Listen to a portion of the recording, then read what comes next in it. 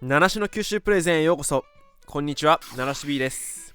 前々回に無限列車仕様の SL 人吉を撮影するために熊本に訪れたんですが、そのまま帰るのももったいないので観光していきます。早速熊本駅から原付で15分ぐらいで着いたのがこの熊本の代表的な観光地、熊本城です。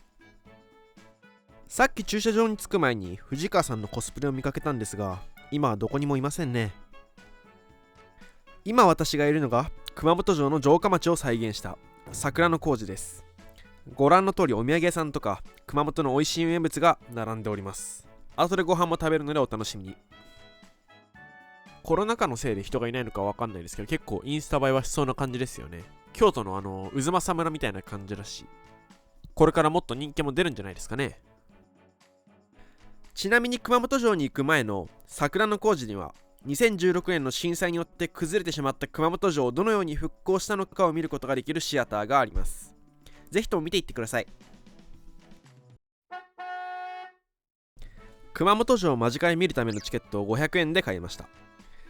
ちゃんとコロナ対策を行っているので連絡先などもしっかり書く必要があります。チケット売り場のそばに階段があったんですけど、去年のゴールデンウィーク以来に来ましたが、これは以前にはありませんでした。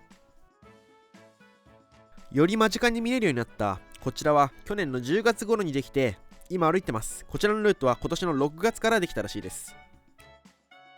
地上6メートルから復旧していく熊本城を見ることができます。完全復旧まで20年かかると言われていて、長い月日が必要です。ここから見渡せるのは大天守と本丸御殿です。後ろには熊本市を見渡すことができるので、天守閣からはもっとすごい光景が見れたと思います。ちなみに崩れた石垣の岩一つ一つに番号をつけています。理由は写真で識別して組み直す際にまた同じ位置に置くためらしいです。そうしてるうちに本丸御殿に着きました。こちらは2008年に建てられたもので、古文書などから再現されているそうです。ちなみに本丸は何なのかというと、居住スペースのことです。つまり大名とかが居住をしていたのは天守ではなくて本丸だったということなんですね。内部に入ることはできないんですが、日本でも珍しい地下通路を見学することができます。こちらがその地下通路に続く入り口です。このトンネル以上に重要なのがこの通ってる通路、これ通称暗がり通路というんですが、天守や本丸を通るときに必ず通る道だそうです。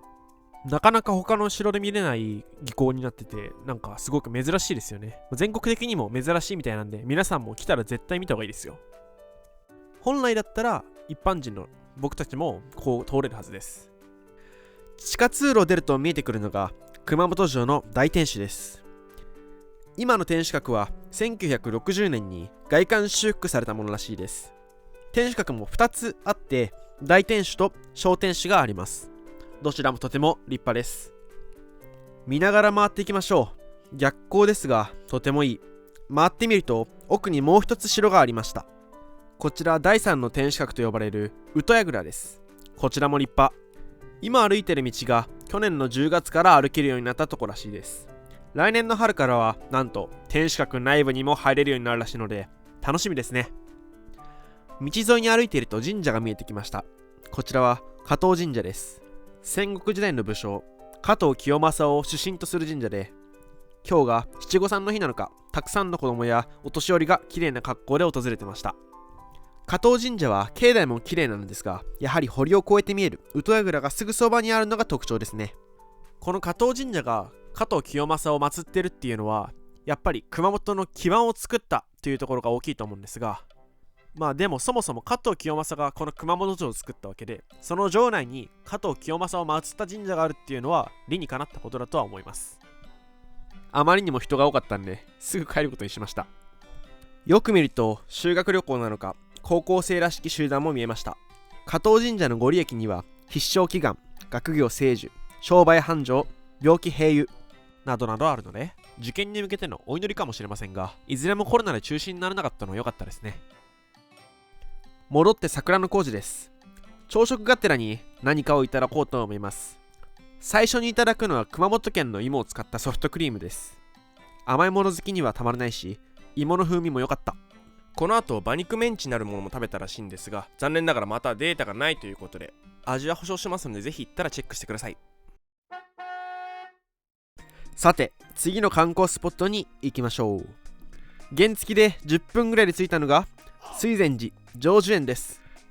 ここは熊本藩の初代当主細川忠俊が1636年に作ったとされている大名庭園です。大名庭園ということで、偉い人が建てた庭園なんですごくみんな力を入れてるってことですね。入園料は600円でした。